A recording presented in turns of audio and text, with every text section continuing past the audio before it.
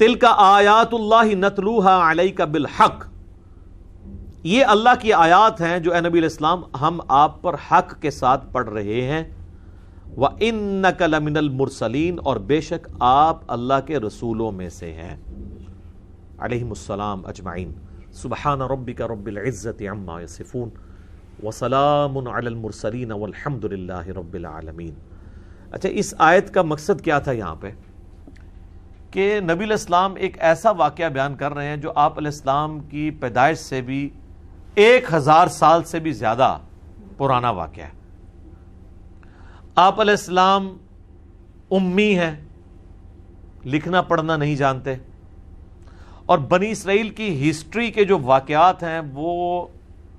کس طریقے سے پرفیکشن کے ساتھ بیان کر رہے ہیں،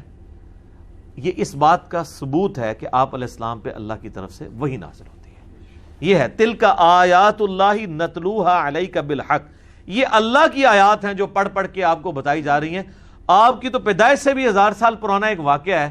وہاں کیا ہوا تھا، کون کس کے سامنے آیا، کس نے کس کو شکست دی، کیا دعائیں کی، وہاں پہ تابوت سکینہ کیا تھا، یہ تو آپ کو پتہ ہی نہیں ہے۔ نہ یہ عرب کے کلچر کی چیز تھی جو حضور علیہ السلام کو بچپن میں کوئی سٹوری سننے سے ملی ہوتی، یہ اللہ کی آیات ہیں جو حق کے ساتھ آپ پہ تلاوت کی جا رہی ہیں، اور بے شک آپ اللہ کے رسولوں میں سے ہیں، یعنی یہ وہی اس بات کا ثبوت ہے کہ آپ اللہ کے پیغمبر ہیں۔ اچھا، یہ تو ایک ایسپیکٹ ہے اس کا اگر آپ کریٹیکل انالیسس دیکھنا چاہیں نا ان سارے واقعات کا، بنی اسرائیل کا، انکلوڈنگ یہ جو واقعہ تھا طالوت اور جالوت کا، آپ تفہیم القرآن پڑھیں، اس میں انہوں نے باقاعدہ قرآنک ورژن آف طالوت اور جالوت کی جو جنگ ہوئی تھی اس کو کمپیئر کروایا بنی اسرائیل کے ساتھ، کیونکہ یہ واقعات اولڈ ٹیسٹمنٹ میں بھی ملتے ہیں، اور اس میں کچھ واقعات تھوڑے بہت مختلف بھی ہوتے ہیں، تو وہ پھر کمپیریزن کرواتے ہیں، اور پھر جو کافروں کے اعتراضات ہوتے ہیں قرآن کے اوپر کہ جی قرآن پاک جو ہے وہ ہسٹری غلط بیان کر رہا ہے، کیونکہ اولڈ ٹیسٹمنٹ میں یہ یوں لکھی ہوئی ہے، بھئی ہم تو مانتے ہیں کہ وہ ٹیمپرڈ فارم میں ہے اور اس کی حفاظت بھی ویسے نہیں ہے۔ ایک تو صرف یہ دعویٰ کرنا ہے، ایک یہ ہے کہ کوئی شخص انٹلیکچولی یہ پروف کر دے کہ تورات میں، یعنی اولڈ ٹیسٹمنٹ، تورات سے مراد میں رہ رہا ہوں پورے وہ صحائف سمیت، جو واقعات بیان ہوئے ہیں وہ قرآن سے مختلف ہیں، اور لاجیکلی کوئی شخص یہ ثابت کرے کہ وہ تورات کے اندر جو واقعات ہیں ان واقعات کے اپنے اندر اتنی کنٹراڈکشن موجود ہے ایک واقعے کو بیان کرنے میں، کہ جو پروف کرتی ہے کہ وہ تو ان کی آپس کے جو واقعات کا تسلسل جو ہے وہ ایک دوسرے سے ٹکراتا ہے، اور قرآن پاک میں ویسی غلطی موجود نہیں ہے، تو ایک ٹیکنیکل گفتگو ہے۔ یہ گفتگو کی ہے مولانا مودودی نے، اور سر یہ وہ اعزاز ہے جو مودودی صاحب کو حاصل ہے۔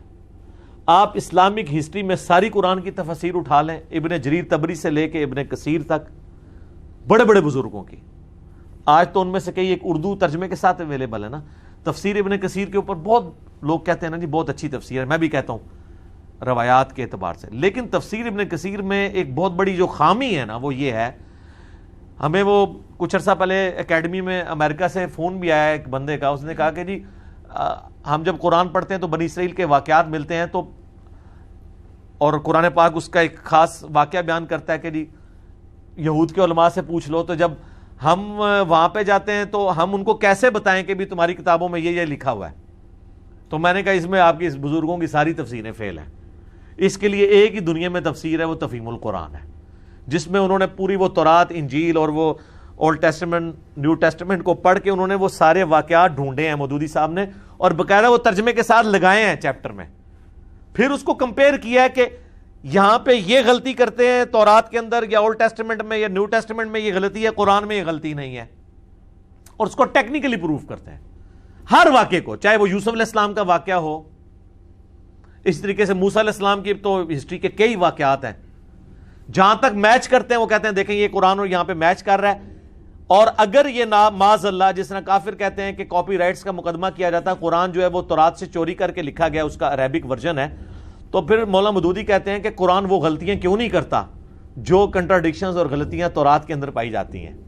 یہ اس بات کا ثبوت ہے کہ یہ اللہ کی وہ کتاب ہے جو محفوظ ہے، یہ کسی مولوی کی لکھی ہوئی نہیں ہے, یہ نبی علیہ السلام اس کے رائٹر نہیں, بلکہ یہ اللہ کی طرف سے نازل ہوئی ہے آپ کے اوپر. اور آپ کے پاس جو کتاب ہے وہ اللہ تعالیٰ کی کتاب کا ٹیمپرڈ ورژن ہے, اس لیے اس میں ٹیکنیکلی کئی غلطیاں موجود ہیں, اور وہ غلطیوں کو ہائی لائٹ کرتے ہیں. اور وہ ایک عام تھوڑا پڑھا لکھا بندہ اس کو پڑھے گا نا تو اس کو واقعی پتہ چل جائے گا کہ یار یہ تو صرف اس طرح. اب یہ وہ خدمت تھی جو پرانے بزرگوں کو بھی کرنی چاہیے تھی, لیکن اللہ تعالیٰ جس سے کام لے, جب یہ مسلمانوں پہ فتنے ٹوٹے ہیں تو اللہ نے پھر اس طرح کا جینیس بندہ پیدا کیا. اس لیے میں کہتا ہوں کہ یعنی وہ مجھے ایک دفعہ ایک اہل حدیث عالم نے یہاں پہ بھی ایک ہنگامہ کھڑا کیا کہ یہ کہتا ہے کہ جی وہ جو مولانا مودودی ہیں یہ یعنی حافظ ابن کثیر سے بھی افضل ہیں. ٹھیک ہے, تو میں نے اس پہ پھر ان کو نا وہ ترکی بترکی جواب دیا تھا. میں نے کہا یہ تو آپ بہت بڑی بات کر رہے ہیں, معاذ اللہ میں تو یہ بھی کہنے کے لیے تیار نہیں کہ حافظ ابن کثیر مولانا مودودی سے افضل ہے. یہ میں نے ان کو اینٹی وینم دیا. یہ کون دعویٰ کر سکتا ہے؟ یہ تو اللہ کو پتا ہے, یہ کوئی صحابہ تابعین کی تو بات نہیں ہو رہی. تو میں نے کہا میں تو یہ بھی دعویٰ نہیں کرتا کہ حافظ ابن کثیر مولانا مودودی سے افضل ہے, تو میں یہ کیسے دعویٰ کروں گا کہ مودودی صاحب مولانا ان سے حافظ ابن کثیر سے افضل ہو سکتے ہیں؟ ہاں رہا تفسیر کا معاملہ تو وہ میں کہوں گا کہ وہ تفسیر کئی پہلوؤں کے اعتبار سے جو تفہیم القرآن ہے وہ پرانی ساری تفاسیر سے بہتر ہے. کئی ایک پہلو جن میں یہ بہت بڑا پہلو ہے جو مکمل طور پہ پوری قرآن کی تفسیر میں آپ کو مسنگ نظر آئے گا. پرانی ساری تفاسیر میں کام تو یہ تھا نہ کرنے کا, یہ مشکل کام تھا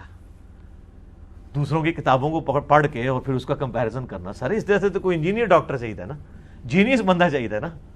اور وہ مودودی صاحب نے بہت بڑا کارنامہ کیا. اللہ تعالیٰ ان کو جزائے خیر دے.